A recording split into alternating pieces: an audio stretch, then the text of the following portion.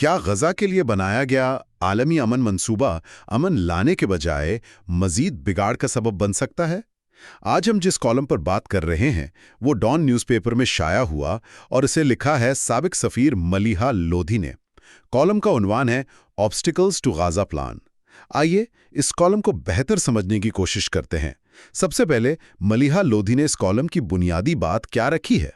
ہم آپ کے لیے لاتے ہیں کتابوں کا نچوڑ، وائرل موضوعات اور وہ خبریں جن پر بات ہونی چاہیے۔ پڑھنے والے ہم، سننے والے آپ۔ دیکھیں، ملیحہ لودھی اپنے تجزیے کا آغاز ہی ایک بہت بنیادی اور آپ کہہ لیں کہ تشویشناک نقطے سے کرتی ہیں۔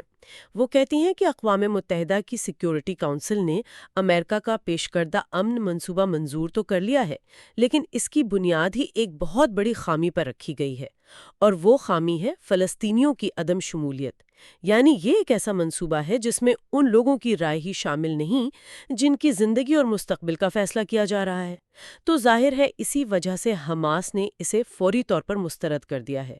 ان کے مطابق یہ منصوبہ فلسطینیوں کے بنیادی حقوق کو نظر انداز کرتا ہے اور اس کا جھکاؤ واضح طور پر اسرائیل کے سیکیورٹی مقاصد کی طرف ہے۔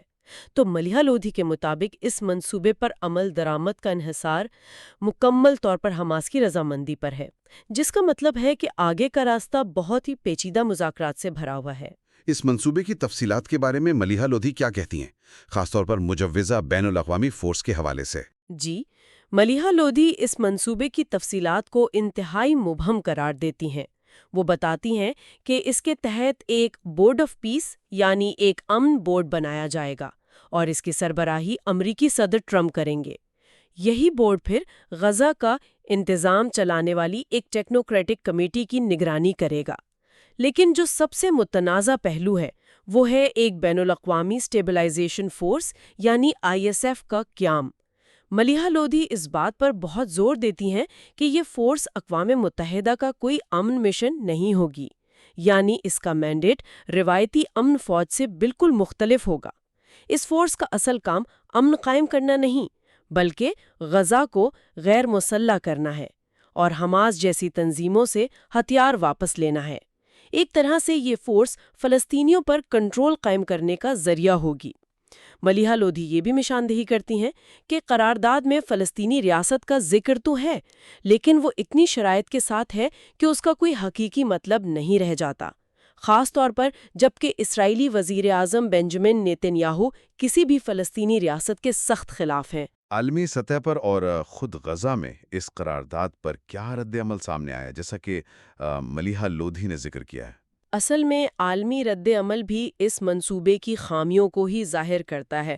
ملیحہ لودھی لکھتی ہیں کہ سلامتی کونسل کے 2 مستقل اراکین چین اور روس نے تو ووٹنگ میں حصہ ہی نہیں لیا۔ ان کا موقف تھا کہ یہ منصوبہ نہ صرف بہت مبہم ہے بلکہ اس میں فلسطینیوں کی شرکت نہ ہونا ایک بہت بڑی کمزوری ہے، جس سے اس کی کامیابی کے امکانات تقریباً ختم ہو جاتے ہیں۔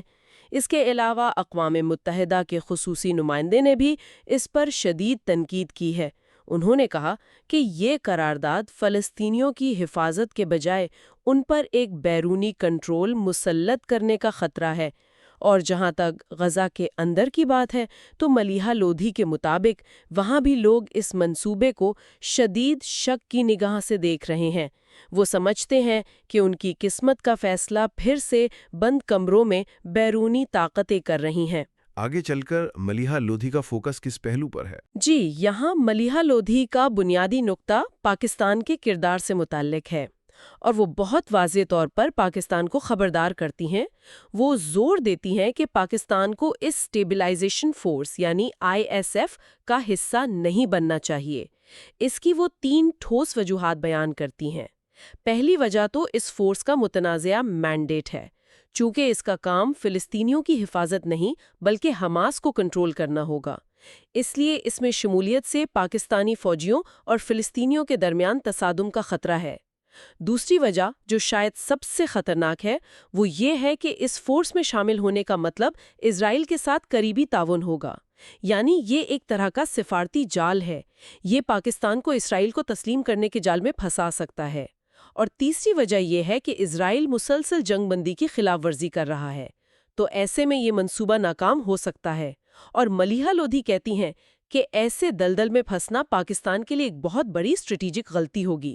آخر میں ملیحہ لودھی کے مطابق اس پورے کالم کا سب سے اہم پیغام کیا ہے؟ ملیحہ لودھی کے مطابق سب سے اہم پیغام یہ ہے کہ غزہ امن منصوبے کے نفاذ میں بہت بڑی رکاوٹیں ہیں۔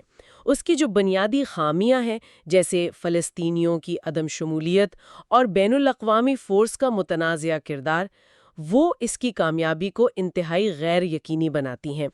تو ملیحہ لودھی خبردار کرتی ہیں کہ یہ منصوبہ بھی ماضی کے کئی ناکام منصوبوں کی طرح ختم ہو سکتا ہے، اور خاص طور پر پاکستان کو ان کا پیغام بالکل واضح ہے کہ اسے اس خطرناک اور ناقص منصوبے کا حصہ بننے سے ہر صورت گریز کرنا چاہیے۔ اب تک کے لیے اتنا ہی، ملتے ہیں اگلی ایپیسوڈ میں۔